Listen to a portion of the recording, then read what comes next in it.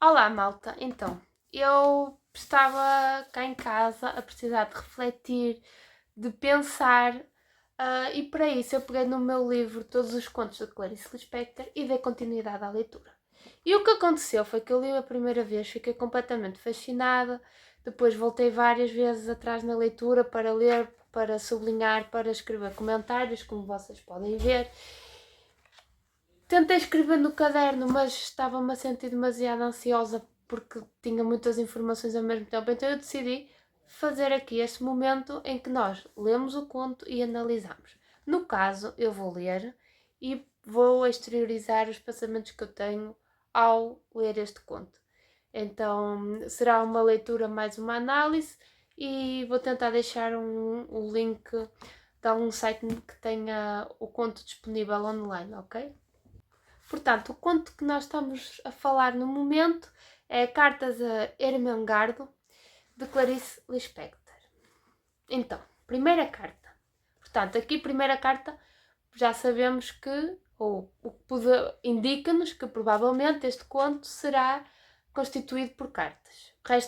O que é que nos resta saber é quem escreve essas cartas e para quem escreve. Então, para começar, querido, portanto, é uma pessoa do sexo masculino. Não sabemos quem ainda. Imagina só que eu hoje me senti tão feliz que me pus a andar pelo quarto até sentir as pernas cansadas e a cabeça tonta. Imagina só que estava chovendo e eu me lembrei de ti. Não, não é assim que eu devo contar. Portanto, primeiro parágrafo. O que é que nós temos? Alguém que decidiu contar alguma coisa a alguém. Portanto, esta carta é destinada a uma pessoa do sexo masculino e a pessoa que escreve porque se sentiu muito feliz e porque estava a chover, lembrou-se da pessoa a quem escreve, ao destinatário. No entanto, depois diz, não é assim que eu devo contar. Portanto, esta frase indica-nos que a pessoa, ao escrever, estava completamente consciente daquilo que estava a fazer, ou seja, estava a escrever com alguma intenção específica. Intenção essa que nós ainda não conhecemos. Começarei de outra forma, ou seja, vai reestruturar o seu discurso. Como sabes, eu não posso me queixar de infelicidade, porque graças ao bom Deus não me falta o pão nas horas certas, e afinal tenho uma cama onde me estirar depois de um dia em que cumpro o meu dever. Pois bem, querido amado, eu sou tão mal agradecida que às vezes me parece pouco ter o pão e a cama. Às vezes me parece pouco até o facto de eu ter uma saúde regular e as duas pernas que a providência não me quis tirar. Bem sei que é uma vergonha e é como tal que eu o confesso. Ou seja, o que é que nós temos aqui? Temos alguém que não se pode queixar de infelicidade porque, graças a Deus, não falta o pão nem a cama. No entanto, está a escrever isto. Eu sou tão mal agradecida que às vezes me parece pouco ter o pão e a cama. Ou seja, dá-nos a entender que, apesar da pessoa poder ser feliz porque tem tudo, não se sente feliz. Caso contrário, não teria este tipo de discurso. E a mim faz-me pensar também um pouco, faz-me interpretar um pouco como uma crítica de nós termos que estar bem porque há sempre alguém que está em circunstâncias piores. E não é assim, porque nós podemos ter tudo, nós podemos ter muito dinheiro, ser muito bem-sucedidos, ter uma família, uma casa espetacular e ainda assim nos sentirmos amargurados por dentro por algum motivo. E isso acontece mais vezes do que é suposto. Ainda hoje estava a refletir sobre isso também, por isso é que eu acho que este ponto me impactou tanto, porque encontrei-me, não é? Pois bem, então é muito esta perspectiva de não posso queixar porque devo ser grata, visto que há pessoas que estão em circunstâncias piores. Por isso ela se considera uma ingrata, uma mal agradecida e que até tem vergonha disso mesmo. Continuando, como eu ia lhe dizendo, às vezes tudo fica com um gosto de borracha e nesse momento nem mesmo tomar café na cama me distrai. Tudo fica velho de repente e eu peço a cada instante. Imagina, queridíssimo, que eu chego a me perguntar: para que é o trabalho? Para que é tomar café na cama? Para que é sentir algum prazer? Imagina, meu bem, eu que deveria agradecer continuamente por ter nascido com os dois olhos sãos, ou mesmo por ter nascido, imagina que essa miserável criatura que eu sou se revolta contra a criação. Tu bem podes crer quanto eu me maldigo depois desses momentos. Ou seja, ainda não acabou o parágrafo, mas eu vou parar aqui, porque lá está, temos outra vez o reforço de eu devo me sentir culpada por não me sentir bem, visto que eu tenho tudo o que qualquer pessoa pode desejar, ou tenho pelo menos mais do que certas pessoas têm e são consideradas, e essas sim são consideradas infelizes e têm a razão para serem infelizes. Eu, supostamente, não tenho essa razão. E às vezes depois... não, peço desculpa. O pior é que quando eles se instalam, podem durar pouco, mas podem durar muito também. E, às vezes, depois de vários dias de pecado, eu me acordo como se tivesse perdido a memória. Ora é o céu, é o sol que eu enxergo pela primeira vez, ora é o ar que eu descubro como é bom de respirar. Naturalmente eu não conto isso a ninguém, porque as outras criaturas são melhores que eu e não duvidam da alegria de Deus. Portanto, o que é que acontece? Eu sinto-me mal por uns breves instantes, há alguma coisa dentro de mim que me impede de ser feliz, não é? E na minha plenitude, e em contrapartida não me permite ser tão grato por tudo aquilo que eu tenho, porque eu estou focada em algo que não tenho. E ao mesmo tempo estes momentos podem ser curtos como também podem ser longos, mas independentemente disso, quando eles passam eu sinto quase como acordo como se tivesse perdido a memória, ou seja, aquela sensação má é como se tivesse passado de repente, não tendo eu feito alguma coisa para a melhorar, simplesmente passa.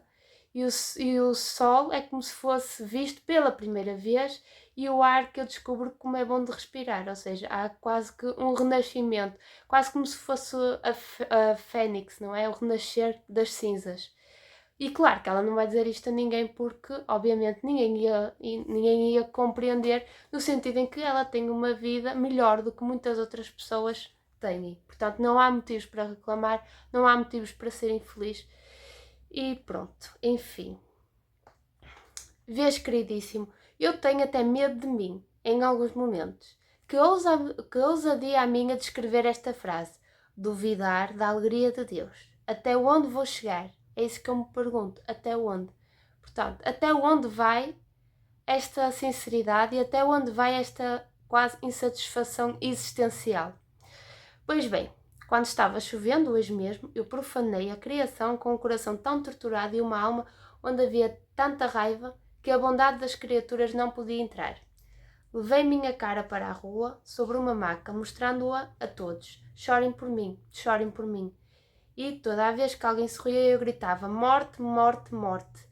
Confesso, contrita e arrependida, que eu me alegrava quando a coisa saía bem feita. Ou seja, nós estamos insatisfeitos com a nossa vida, mas fazemos de conta que não se passa nada. E obviamente isso vai influenciar a forma como nós encaramos a atitude dos outros, no caso a bondade que os outros nos dão. Portanto, quando nos dão bondade nestes momentos, nós não queremos saber. O que nós queremos é empatia e saber que tem alguém que pode, não é? Que não estamos sozinhos e que alguém pode sentir tristeza como nós. Mas eu hoje voltei cedo para casa e no meu quarto não tinha, como sempre, ninguém. E eu fiquei sozinha, com meus 32 anos incompletos, e me pus a chorar, com pena de mim.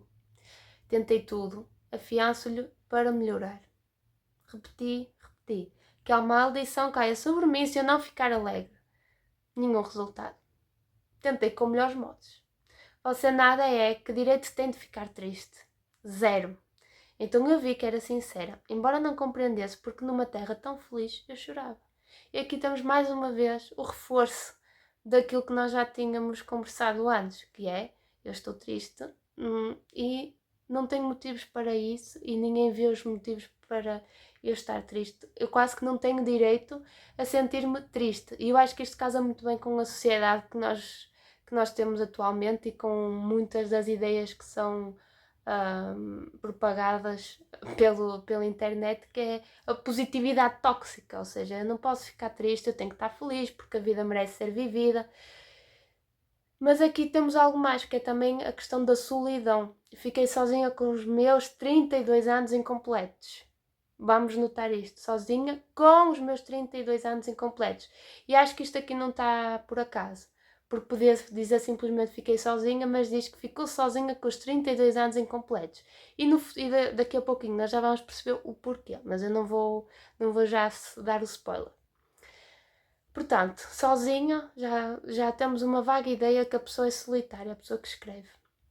E não tem com quem compartilhar estes momentos. E acho que mesmo que tivesse a oportunidade, provavelmente não compartilhava, porque ia se sentir incompreendida. Embora não compreendesse, porque numa terra tão feliz eu chorava. Portanto, não há razões para estar triste, mas alguém se sente triste. E o pior é que eu comecei a ficar orgulhosa. Será que outras pessoas sentem o que eu sinto? Aposto que não. Está vendo, amor, como se pode chegar a um grau de desgraça tal em que se ama a sua própria ferida. E eu achei isto muito, muito forte. Estás vendo, amor, como se pode chegar a um grau de desgraça tal em que se ama a sua própria ferida. Porque às vezes nós não estamos tristes por alguma coisa que tenha acontecido, mas temos cicatrizes que estão marcadas e que mesmo que curassem, nós não queríamos que curassem. E digo isto porquê? Porque eu acredito que isto está aqui porque quando não nos resta mais nada, quando não temos esperança de mais nada, nós agarramos-nos ao que temos e muitas vezes o que temos são feridas e coisas más. E também, às vezes, nós agarramos a essa tristeza e essas feridas porque não conhecemos mais nada. E isso sim é muito triste. Muito, muito triste, mas acontece frequentemente. Na casa das melhores famílias. Olha, quando eu ouço música me alegro. Mesmo sem saber porquê. Pois bem, eu estava sofrendo mesmo sem saber porquê. Vergonha, vergonha, falar em sofrer quando há gente a quem Deus castiga com sua cólera, tirando-lhe o pão. Portanto, já falámos sobre isto. Querido, meu gatinho branco, foi então que me salvaste. Foi por isso que andei pelo quarto louca de alegria até me cansar. De minha janela enxerguei-te debruçado à tua. Não me olhaste e parece mesmo que não me conheces ainda. Levaste à boca o finzinho do cigarro, depois amassaste-o com cuidado, jogaste-o fora e pronto. Só isso. Mas eu compreendi a mensagem. Portanto, o que é que nós descobrimos aqui? Algo muito importante. Descobrimos quem é o destinatário destas cartas.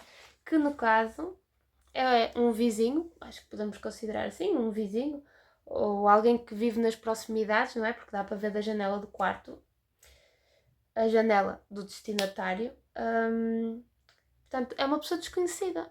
A nossa protagonista não conhece, de facto, a quem está a escrever as cartas.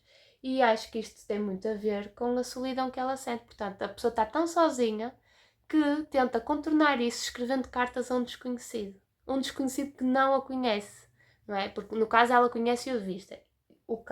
E ele não a conhece a ela de vista, pelo que ela diz. Portanto, temos aqui alguém muito, muito solitário. Perdoa meu egoísmo. Usei teu nome para não enveredar pelo caminho do pecado. Repeti como numa oração ajoelhada perto da cama. José, José, José, José.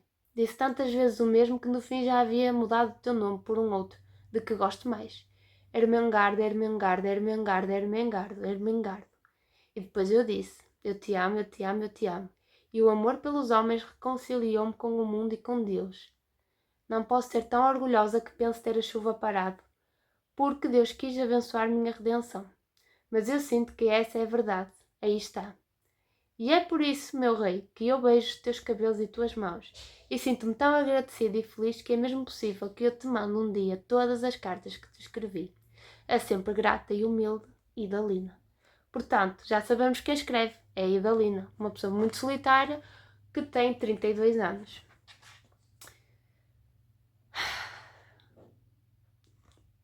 Aqui ela não sabe o nome dele, mas atribui-lhe um nome, no caso José e depois Ermengardo.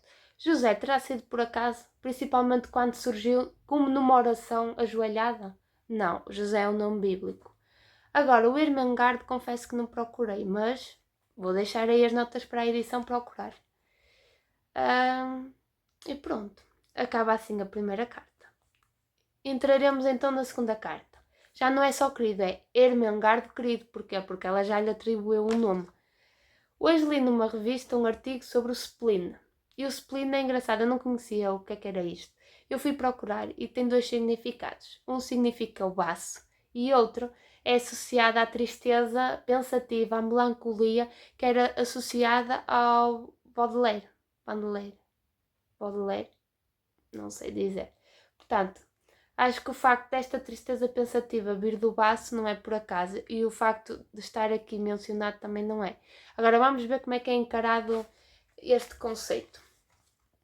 Lá diziam o seguinte, que havia uma mulher que se aborrecia durante o dia inteiro, que às vezes tinha vontade de largar tudo e ir embora, que às vezes ia fazer compras somente para fazer alguma coisa, apesar de ter 1000 outras importantes em que se ocupar. Mas José, portanto, primeiro começou por Ermengarda, agora é José. É mais ou menos isso que eu tenho. Quer dizer, mesmo no meio das coisas de que mais gosto, eu tenho vontade de largar tudo e ir embora. Só não vejo que spleen, isto é, essa palavra, pareça com o que sinto. O que sinto é o que eu sinto e acabou-se. Está misturado comigo. E como é que eu posso fazer de mim uma palavra? Portanto, temos este conceito de uma tristeza pensativa e de uma grande melancolia que a faz ter vontade de largar tudo e ir embora e ocupar-se de coisas que não são necessárias fazer no momento, não é? Tal como havia sido descrito no artigo da revista. Havia uma mulher que se aborrecia durante o dia inteiro e que às vezes tinha vontade de largar tudo e ir embora. E que às vezes ia fazer compras somente para fazer alguma coisa, apesar de ter 1000 outras importantes em que se ocupar. Portanto, aqui temos o quê? O conceito de invasão, de fuga. Uma forma de tentar fugir à nossa realidade. No caso, ocupando com coisas que não precisam ser necessariamente feitas. E ela ainda diz que não consegue distinguir a palavra. Ou melhor, isto é essa palavra pareça com o que eu sinto. Portanto, ela não consegue desassociar o sentimento que tem com a sua personalidade. É quase como se ambas fizessem um todo, não é? Depois ela continua. É como a música. Às vezes estou na igreja distraída rezando e de repente os sinos começam a dançar como se cantassem um casamento e minha reza fica forte. Os santos brilham, minha alma rejuvenesce e eu fico tão feliz que nem entendo o que estou rezando. Pois bem, quis explicar a Padre Bernardo tudo isso e pareceu-me que eu estava lendo o rolo da roupa. E é por isso que digo, que relação há entre spleen e o que eu sinto? Ah, Irmangardo, meu bem amado, eu hoje estou como Deus me quer. Perfeitamente lembrada de que tenho as 2 pernas sádias e 2 olhos para ver o sol que ele, o grande, criou. Tudo o resto não tem importância, não é, querido? Uma vez que todo o resto parece com um rolo de roupa, exatamente no momento em que a gente fala. As coisas foram feitas para serem ditas à luz do dia e, se não se pode dizê-las, é porque elas são de má qualidade. Portanto, eu fico com a minha alegria de ter pão e ter saúde e com a minha tristeza de sentir dor de cabeça. O resto, quando vem, eu oro. E ele, através do teu doce nome, Ermengardo, me salva e me mostra o caminho por onde uma mulher pode andar. Assim recebe de novo um beijo, irmão, na face esquerda, lá onde tens o sinalzinho negro, agradecida por existires humildemente, Idalina. Portanto, também vemos que é uma pessoa que oscila. A primeira carta, supostamente, estava triste e sentia-se culpada por se sentir triste, uma vez que tinha uma vida que tinha pão e uma casa, e aqui já se sente a aceitar as circunstâncias que tem, não é? Eu hoje estou como Deus me quer. E lembram-se que ela anteriormente dizia que quando referia a Deus era quase como se Deus a fosse castigar pelas coisas que estava a dizer. Portanto, aqui quase que está numa fase tranquila. E o que mais me marcou foi a despedida. Agradecida por existir humildemente, Idalina. Este agradecida por existir eu não creio que seja à toa. Porque, se formos a ver, ela está sozinha e está-se a refugiar nestas cartas para sentir menos solidão. Portanto, está agradecida por aquela pessoa existir, está agradecida por o ter visto e por ele ter sido a sua boia de salvação nesta existência de solidão. Depois avançamos com a terceira carta. E desta vez não há Ermengardo nem querido, há José. Ontem tu me faltaste. Eu tinha voltado da repartição e precisava orar, porque, minha culpa, persisto em querer a névoa, quando ao lado dela se estende gloriosamente o ar límpido, porque, minha culpa, continuo cheia das coisas que não foram feitas para serem ditas à luz do dia. Ou seja, temos aqui uma montanha russa de emoções. Primeiro, sou ingrata porque sinto-me triste com alguma coisa, apesar de ter todas as circunstâncias para me sentir feliz. Depois, hoje estou como Deus me quer, grata pelo aquilo que tenho, acomodada talvez, e agora já não temos nem querido nem irmangado, temos José.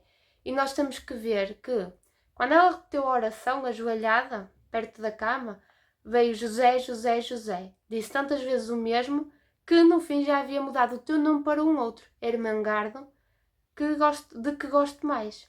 Portanto, o facto dela estar chateada, não é, mais aborrecida, faz com que ela o trate só por José.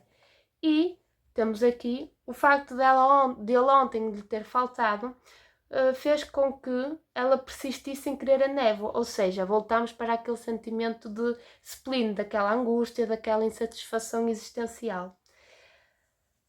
Quando podia perfeitamente ficar no ar límpido, ou seja, entre estar bem e estar mal é uma escolha, aqui na opinião dela, porque se estende, quando ao lado dela se estende gloriosamente o ar límpido, ou seja, é uma escolha. Ela tanto podia escolher a névoa como o ar límpido e acaba por escolher a névoa. Talvez porque, como ela disse anteriormente, estás vendo amor como se pode chegar a um grau de desgraça tal em que se ama a sua própria ferida. Provavelmente esta escolha resulta do facto de amar a própria ferida e de talvez só conhecer a realidade daquela angústia. Ok. Então ajoelhei-me e rezei o teu nome. A princípio tudo corria bem, mas de repente o rádio do vizinho anunciou os pinheiros de Roma de Respighi. Escutei atenta. A música era como os pinheiros, apontando para o céu, finos e solitários e belos. Ah, tão belos! Mas Ermengardo, os pinheiros sofriam. Porquê, Ermengardo, porquê? Não estavam eles apontando para o céu? Não eram eles como a vida pura? Por que então cantavam numa queixa e por que me feriam o coração? E era tão grandioso, tão terrível. Tudo se turvou. Toda a oração se quebrou em pedaços. Eu queria dizer Ermengardo e só conseguia dizer José. Eu queria me lembrar das minhas pernas, mas me lembrava dos pinheiros tão perfeitos e tão dolorosos. Rezei alto, gritei quase, mas só conseguia dizer José, José, como se lesse o rolo de roupa. Quer dizer que o mal me invadiu e alagou todos os meus caminhos claros. Nem tu, nem teu nome me salvarão agora. Mas eu tenho confiança nele e na sua compreensão absoluta. No dia do juízo final eu cantarei a canção dos pinheiros de Roma diante de Deus. Sem palavras, e assim eu lhe levarei o segredo inteiro e puro, para receber uma explicação. E ele me entenderá tanto que não usará de palavras, cantará outra canção. Cada vez mais pobre diante dele e da Lina. Portanto, sinceramente, acho que estas despedidas vão dizendo mais sobre a personagem do que o resto. Mas, o que é que nós temos aqui? Temos uma fase mais pessimista, não é? Já vimos pelo primeiro parágrafo e agora estamos a ver que este estado de espírito foi mais despertado por uma canção. Portanto, aqui também se enfatiza um pouco o poder da arte e o impacto que tem em nós, não é? E tendo em conta as nossas sensibilidades. Portanto, começou-se a interrogar sobre o porquê, não é? De tudo. Tanto que quando chegar no dia do juízo final, cantará outra vez a canção, não é? Dos Pinheiros de Roma, para Deus-lhe explicar o porquê. E pronto, cada vez mais pobre diante dele, não é? Com E, portanto, cada vez mais pobre diante de Deus, ou seja, estamos a ver aqui uma pessoa a afundar-se cada vez mais. E pronto, e seguimos para a quarta carta. Meu querido Ermengardo, ou seja, outra vez, meu querido. Hoje é domingo e a cidade está bonita. Não há ninguém nas ruas e todas as árvores existem sozinhas e soberanas. As inquietações e os desejos e os ódios se abaixaram, se estiraram sobre a terra, cansados de existir. E à altura da boca só encontra o ar suave e puro da renúncia serena. Portanto, o que é renunciar? É deixar de... Renunciar é render-se quase. Portanto, por isso é que só entra o ar suave e puro, porque ela cansou-se, então fez a renúncia. E serena, não é? Minha alma, durante toda a semana encolhida, tem desejos súbitos de se espreguiçar, de se sentir elástica por uns momentos, para atingir-se depois de uma lassidão tão feliz quanto a que hoje amolece a natureza. Preciso pensar uns minutos para depois possuir o doce descanso. Por isso falarei das paixões, e sei que me escutarás, porque eu já te transmiti a impressão e o desejo do domingo. E porque eu te digo que falarei com as roupas humildes de um pastor. E isso me torna pequena, e isso me concilia contigo. E porque eu te digo que, e portanto, ela aqui põe-se outra vez numa posição humilde, não é? Falarei com as roupas humildes de um pastor, e isso me torna pequena e me concilia contigo. Eu queria te dizer que ter paixões não é viver belamente, mas sofrer inutilmente. Que a alma foi feita para ser guiada pela razão e que ninguém poderá ser feliz se estiver à mercê dos seus instintos. E isto eu concordo, não é? Porque apesar de termos as nossas emoções, se nós nos deixarmos guiar por elas unicamente, nós acabaremos por sofrer, não é? E quem se rege pelos instintos são os animais, não somos nós. Por isso há que também fazer uma intelectualização ou uma racionalização daquilo que nós sentimos. Mas pronto, ela continua. Porque nós somos animais, porém somos animais perturbados pelo homem. E se aqueles perdoam a este é orgulhoso e exigente e nunca perdoa os excessos daqueles. Eu te falo das paixões pela sua qualidade e pelos seus efeitos. Pela sua qualidade, porque, enquanto o corpo é ativo, a alma é de natureza contemplativa e, nada sabendo, medita para concluir. É esta a sua função. E pelos seus efeitos, porque o arco se sente vazio depois de ter despedido a flecha. Portanto, ela fala das paixões pela qualidade e pelos efeitos. E o efeito, ou seja, as consequências das paixões, é a mesma do arco e da flecha. O arco, depois de soltar a flecha, sente-se vazio. E as paixões causam isso mesmo em nós. Depois de se concretizarem, não é? Ficam vazios, porque depois da paixão pode não haver outra paixão. Ou melhor, pode haver, não é? Não é nesse sentido que eu falo, mas eu falo no momento imediato, não é? Depois de sair, já não há volta atrás. Não sei se eu me fiz entender. Aqui eu tenho a certeza que vai ter coisas sem lógica nenhuma, mas vamos avançar e vocês depois comentam aí nos comentários tudo aquilo que acham. Eu te digo que há uma alegria em renunciar à dor das paixões, porque desejá-las é desejar a dor e não o contentamento, e os nobres sentem em si a necessidade de auscultar sua capacidade de arder. E eu te digo que não vale arder, vale repousar.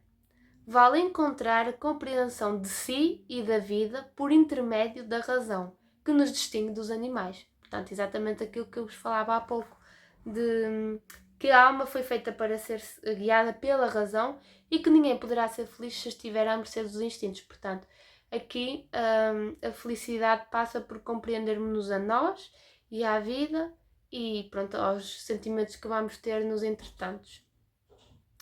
E se um dia te falei em paixões nobres, não as chamei de nobres pela sua natureza nem pelas suas consequências, porque, como vimos anteriormente,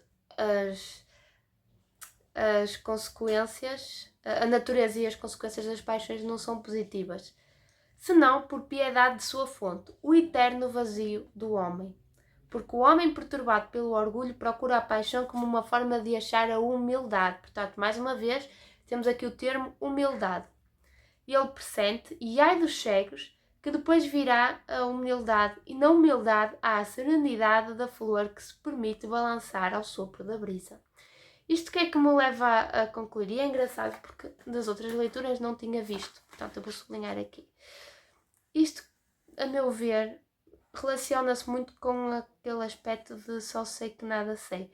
Portanto, quanto mais humildes formos para reconhecermos o que não sabemos, mais curiosidade teremos em encontrar razões ou conhecimento, informações.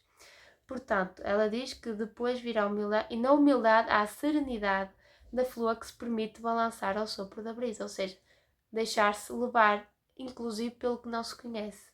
Digo eu, não é? Pode estar confuso. Pensei nisto agora. Pois ela continua. Há esse herói, um homem sem conteúdo que deseja pela febre encontrar a calma. Este não deve ser aplaudido, mas lamentado. Há outro herói, o que deseja apenas o alvoroço. E este é um homem que não pode se impedir de voltar. É um fraco. Mas se tu quiseres chamá-lo de nobre, chama-o. Porque também há uma grande beleza nos animais. Portanto, o que é que isto significa? Nós já tínhamos visto que quem se deixa levar pela mercê dos instintos equipara-se quase aos animais, não é? Porque nós distinguimos-nos pela nossa capacidade de racionalização e intelectualização. Portanto, se nos deixarmos levar pelo desejo do alvoroço, que não se pode impedir de voltar, ou seja, não tem a capacidade de racionalizar, é um fraco, é um homem fraco. E por isso, se considerarmos que estas pessoas que se deixam levar pelos instintos, que não pensam muito naquilo que vão sentindo e não pensam muito em se conhecer, se nós queremos chamá-los de nobres, tudo bem. Também há uma grande beleza nos animais, não é? É isto que ela quer dizer. Portanto, está quase a tratar como animais as pessoas que não têm um pouco de consciência de si próprias. E agora aqui, esta parte eu gosto muito. E de qualquer modo, tudo quanto existe é lindo, tanto o erro quanto a verdade. Apenas acontece que essa atitude de achar a beleza é uma atitude de quem olha do céu para a terra e se emociona com as fraquezas dos seus filhos. Os homens, porém, lutam muito e desejam muito. Não têm tempo de procurar o conjunto. Eles querem a felicidade individual. Portanto, eu acho que não é preciso dizer nada, pois não. E é por isso que eu te digo, a paixão não é o caminho. Existe um outro, o único. Nós chegamos a um certo grau de consciência da nossa inteligência e sabendo que esta, a nossa marca de homem, descobrimos que é ela devendo dar a nossa força para atingirmos a perfeição humana. Portanto, grau de consciência da nossa inteligência. Portanto, até agora, ela fez a distinção dos homens que procuram encontrar a calma e o homem que procura o alvoroço, sendo que este homem que procura o alvoroço não tem esta consciência da própria inteligência para não se deixar levar pelos instintos, ok? E então ela diz que para atingirmos a perfeição humana é explorarmos um pouco este grau de consciência da nossa própria inteligência. Eu acho que faz todo sentido. E nem com isso quer dizer que deixemos de ser animais. Nunca renunciaremos a essa felicidade. O que devemos procurar é que este estado primitivo suba um pouco e que nosso orgulho de raciocinante deixe um pouco, até que os dois seres que existem em nós se encontrem, se absorvam e formem uma nova espécie na natureza. Portanto, o que é que nós estamos aqui? Nós não temos só... Lá está, isto é um pouco contraditório, porque para atingirmos esta perfeição humana, não é só termos um grau de consciência da nossa inteligência, mas é saber equilibrá-lo com aquilo que os animais têm ou aquilo que os animais não têm, no caso, que é esta racionalização. Portanto, é saber equilibrar o deixar-nos levar e sentir tudo o que nos acontece, mas ao mesmo tempo sermos conscientes da nossa inteligência sem que isso nos impeça de sentir. Não sei se está a fazer sentido, talvez não. E é por isso que eu te digo, abandona o que destrói.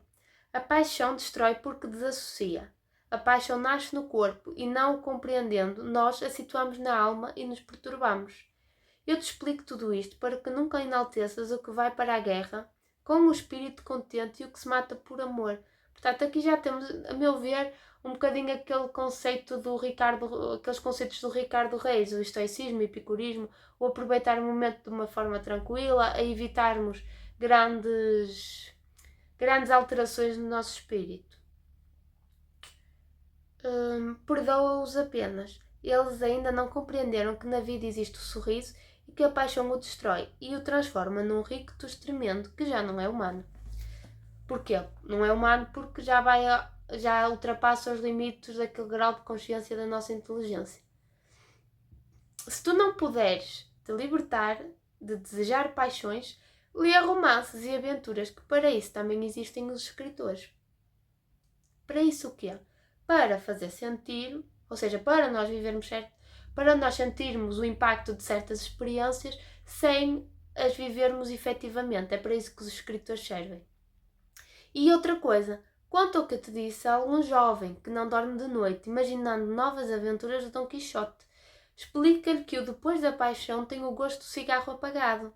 Pede-lhe por mim que seja homem e não herói, porque a natureza não exige dele senão que seja feliz e acha a paz da clareira por atalhos menos dolorosos. Ou seja, aqui a referência a Dom Quixote não é por acaso.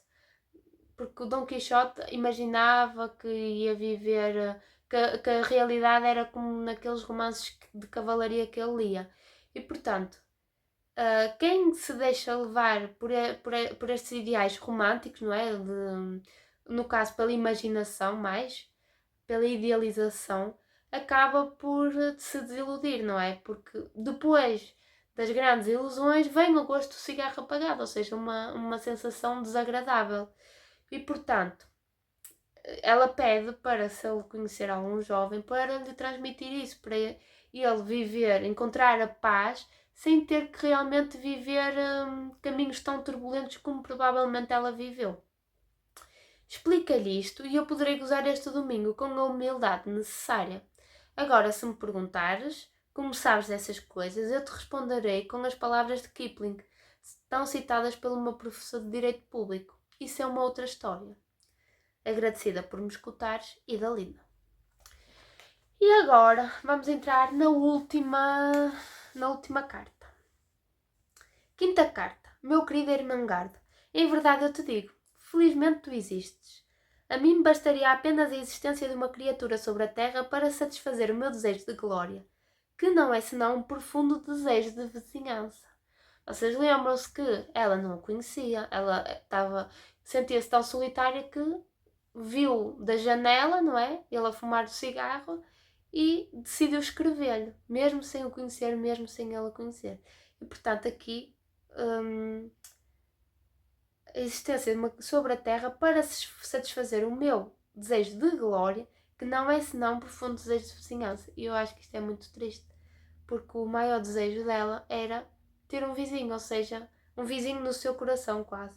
Portanto, o desejo dela era não estar sozinha. Porque eu me enganei quando há tempo imaginei como real minha antiga vontade de salvar a humanidade, malgré ela. E agora vamos prestar bem atenção a isto. Agora só desejo mais alguém, além de mim mesma, para quem eu possa me provar.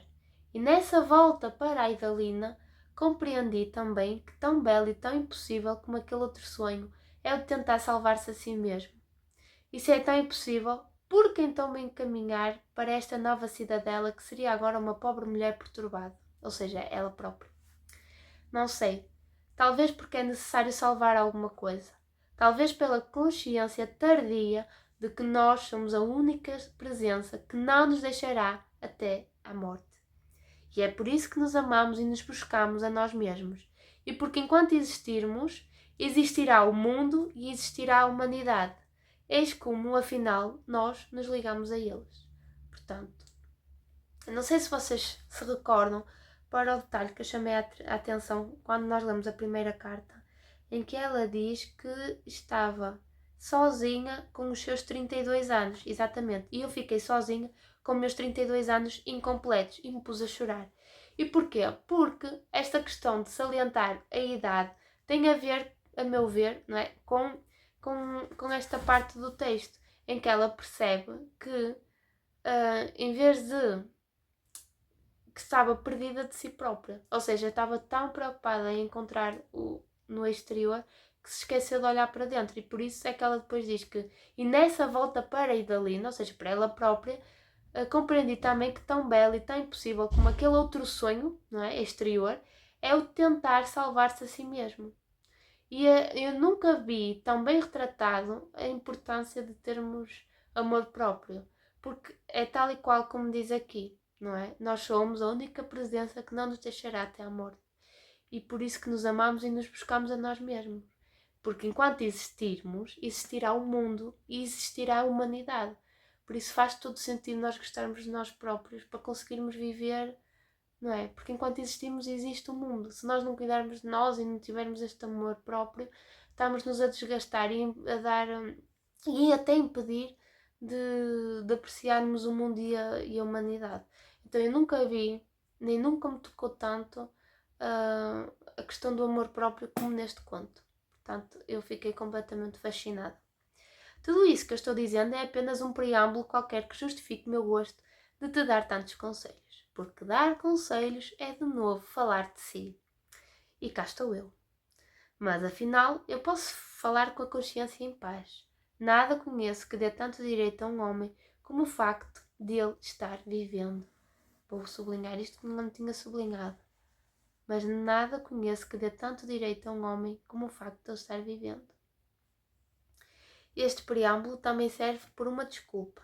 É que percebo mesmo através das palavras mais doces que o milagre de respirar me inspira. O meu destino de jogar pedras. Nunca te zangues comigo por isso. Uns nasceram para adorar, outros para comer, outros para rir. Eu nasci para lançar pedras. E afinal, começa aqui a minha função, porque será mau lançar pedras, senão porque elas atingirão coisas tuas ou dos que sabem rir, adorar e comer. Portanto, eu aqui interpretei esta questão de lançar pedras como verbalizar o que é incómodo, o que é inconveniente, consciencializar o outro destas questões assim mais existenciais.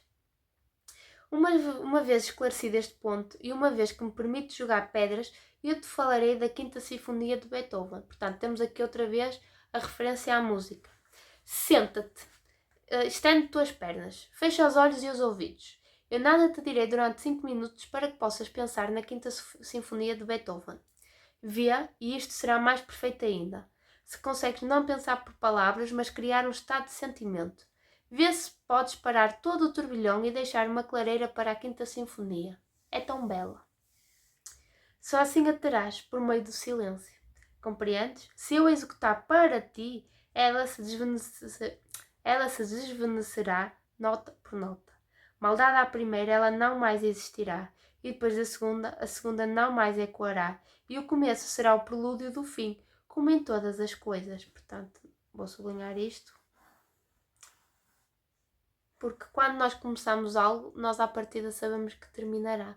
E portanto, aqui com ela usou esta música para chegar a este raciocínio, que o prelúdio do fim, ou melhor, o começo será o prelúdio do fim, como em todas as coisas. Se eu a executar, ouvirás a música e apenas isto. Enquanto que há um meio de detê-la, parada e eterna, cada nota como uma estátua, dentro de ti mesmo. Portanto, às vezes não tem a ver com o que nós ouvimos, mas como o ouvimos, neste caso. Assim como muitas vezes não interessa o que nós lemos, interessa como lemos. É quase como... Eu ainda há pouco tempo estava a pensar sobre isto, que é... A realidade não é bem a realidade. Porque a realidade é atingida pela nossa perspectiva da própria realidade. Não sei se me faço entender, mas acho que esta parte do conto segue muito essa linha de raciocínio. Portanto, aqui a música só assim atrás por meio do silêncio. Eu acho que tem a ver com o facto de nós só... Aquela experiência que nós temos é única. Não tem a ver com o que é tocado, não tem a ver com o que é escrito, tem a ver com a forma como nós vemos, como nós interpretamos isso tudo. Não executes, é o que deves fazer. Não a escutes e a possuirás. Não ames e terás dentro de ti o amor. Não fumes o teu cigarro e terás um cigarro aceso dentro de ti. Não ouças a Quinta Sinfonia de Beethoven e ela nunca terminará para ti. Porquê? Porque quando... Isto também acho que se relaciona muito com aquela ideia do arco e da flecha, não é? Para fazer a metáfora da paixão. Que, enquanto nós não temos, não é? Enquanto não pusermos em prática, o desejo mantém-se em nós. Não sei se isto faz sentido, na minha cabeça faz. Porque atrás a respeito da flecha, o que é que dizia? Porque o arco se sente vazio depois de ter despedido a flecha. Nós ouvimos a música, ficamos com aquela perspectiva. Talvez se ouvirmos outra vez já não vai ter o mesmo impacto. Portanto, aqui é, não ouças a Quinta Sinfonia de Beethoven e ela nunca terminará para ti. Não terminará porque manter-se-á no nosso pensamento. Eu acho que é um pouco nesta lógica, mas não me estou a saber expressar muito bem. Espero que vocês tenham entendido. Eis como eu me redimo de lançar pedras tão sempre. Eis que eu te ensinei a não matar. Erige dentro de ti um monumento do desejo insatisfeito. Olha, não tinha-me apercebido isto das outras leituras. Lá está. Tudo isto tem a ver com o que nós lemos anteriormente, não é? De não ouvir, para ela nunca terminar em nós, para não fumar, para se manter o desejo, ok? Eu acho que é neste sentido. E assim as coisas nunca morrerão antes que tu mesmo morras. Porquê? Porque ao não concretizarmos, mantemos o desejo de concretizar, não é? E ao manter sempre o desejo de concretizar por não concretizar, faz com que que as coisas não morram dentro de nós. Vamos manter sempre aquela ideia presente. Porque eu te digo, ainda mais triste que lançar pedras é arrastar cadáveres. E se não puderes seguir o meu conselho, porque mais à vida que tudo é sempre a vida, se não puderes seguir meus conselhos e todos os programas que inventamos para nos melhorar, chupa umas pastilhas de hortelã. São tão frescas. Tua e Galina. Portanto, se não puderes seguir os meus conselhos, se não puderes adotar esta minha perspectiva, continua a viver como se nada fosse, que pode resultar, não é? Por isso, chupa umas pastilhas de hortelã. Acho que aqui as pastilhas de hortelã surgem para normalizar a vida em si e não aprofundar tanto estas questões. E pronto. Olha, espero que vocês tenham gostado. Foi assim uma experiência. Vamos ver como é que ficou. Dá-me muita garganta, tá horrível. Mas pronto. Digam-me tudo o que vocês acharam. Se concordam comigo, se fui clara, se não fui clara. Isto foi assim um bocadinho à luz do improviso, porque não me conseguia concentrar a escrever, então decidi trazer isto. Mas contem-me coisas e vamos num próximo, quem sabe. Tchau!